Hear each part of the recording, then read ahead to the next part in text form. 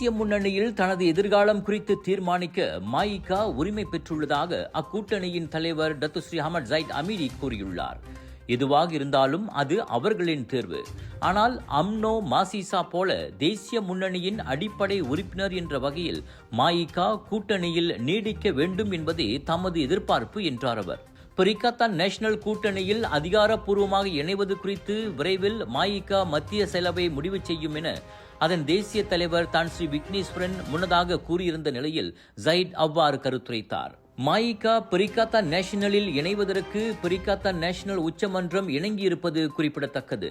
இந்நிலையில் மாயிகா தேசிய முன்னணியில் நீடிக்குமா அல்லது பரிகாத்தான் நேஷனலில் சேருமா என்பது தைப்பூசத்திற்கு பிறகு தெரிய வரலாம் என நம்பப்படுகிறது.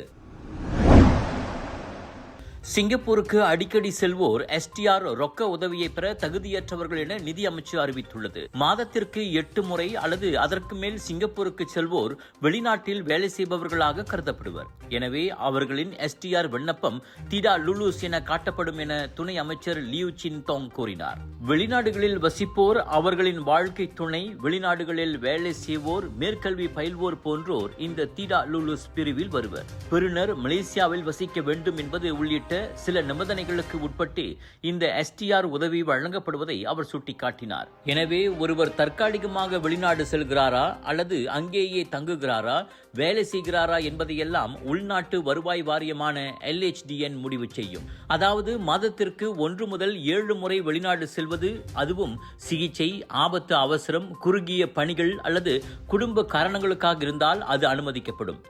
அதே சமயம் லாஜிஸ்டிக் நிறுவனங்களின் லாரி ஓட்டுநர்கள் போன்ற மலேசியர்கள் அடிக்கடி சிங்கப்பூர் சென்று வர வேண்டியிருக்கும் என்பதையும் அரசாங்கம் புரிந்து கொள்கிறது. ஆக இந்த விதிமுறையால் அவர்கள் பாதிக்கப்பட்டால் மேல்முறையீடு செய்யலாம். இவ்வாண்டு முழுவதும் அதற்கு வாய்ப்புண்டு. எஸ்டிஆர் உதவி நியாயமாகவும் இலக்கு வைக்கப்பட்டவர்களுக்கும் சென்றடைய வேண்டும் என்பதே அரசாங்கத்தின் நோக்கம் என துணை அமைச்சர் தெரிவித்தார். அரசாங்க பல்கலைக்கழக அங்கீகாரத்துடன் வேலை செய்து கொண்டே படிக்க ஒரு அரிய வாய்ப்பு. வத்திகா ரிசோர்சஸ் ஏற்பாட்டில் ப்ரொஃபஷனல் பேச்சுலர் இன் பிசினஸ் மேனேஜ்மெண்ட் கல்வி வாய்ப்பு. திறனை மேம்படுத்தி வாழ்க்கையில் முன்னேற உடனே தொடர்பு கொள்ளுங்கள். விலையோ மலிவு, செலவோ குறைவு, தரமோ உயர்வு, மனமோ நிறைவு. மக்களின் தேர்வு என்ரிகோஸ் முழு ஆடை சத்துள்ள பால்மாவு.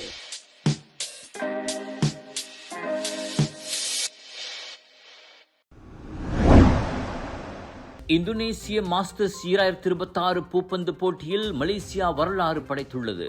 ஒரே உலகத் தொடரில் தேசிய அணி 3 பட்டங்களை வென்றது இதுவே முதல் முறை.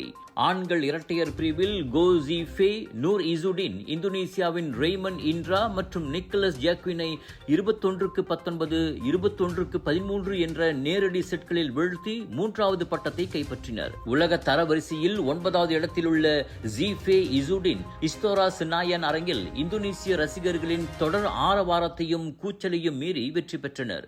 1,58,000 ரிங்கிட் பரிசு பணத்துடன் அவர்கள் நாடு திரும்புகின்றனர். முன்னதாக செங் தான் ஜி, தோ இ ஃபே இணை டென்மார்க் ஜோடியை 3 செட்களில் வீழ்த்தி கலப்பு இரட்டையர் பட்டத்தை வென்றனர். மகளிர் இரட்டையர் பிரிவில் நட்சத்திர ஜோடியான பேர்லிதான் எம் தீனா ஜப்பானிய வீராங்கனைகள் உடல்நலக்குறைவு காரணமாக ஆட்டத்திலிருந்து விலகியதால் பட்டத்தை பெற்றனர். இந்த 3 வெற்றிகளும், அதுவும் வெளிநாட்டு போட்டியாளர்களுக்கு மிகவும் சவால் மிக்க இந்தோனேசிய மண்ணில் கிடைத்திருப்பது மலேசிய பூப்பந்து அணிக்கு ஒரு முக்கிய மைல்கல்லாக அமைந்துள்ளது.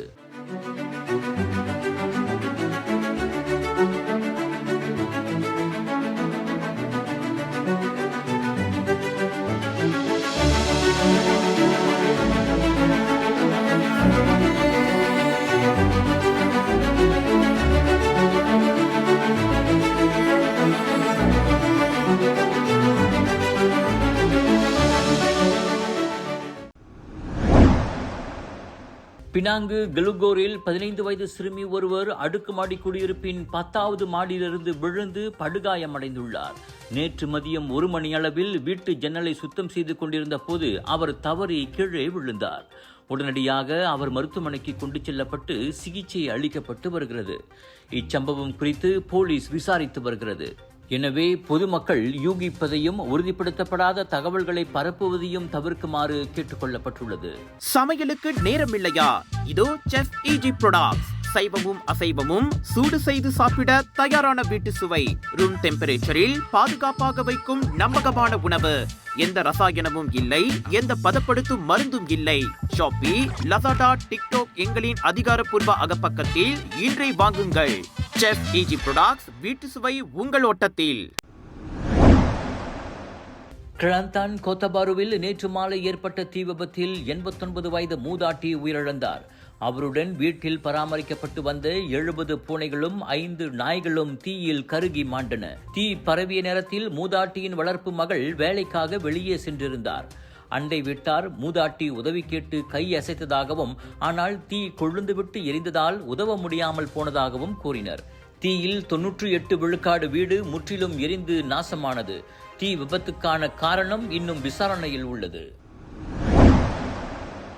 மலேசியாவில் 500க்கும் மேற்பட்ட தமிழ் பள்ளிகள் இயங்குவது இந்திய வம்சாவளி மக்களுக்கு பெருமை என இந்திய பிரதமர் நரேந்திர மோடி பாராட்டியுள்ளார். மலேசிய தமிழ் பள்ளிகளில் தமிழுடன் மற்ற பாடங்களும் தமிழிலேயே கற்பிக்கப்படுகின்றன. தெலுங்கு, பஞ்சாபி மொழிகளுடன் மற்ற இந்திய மொழிகளுக்கும் அதிக முக்கியத்துவம் அளிக்கப்படுகிறது.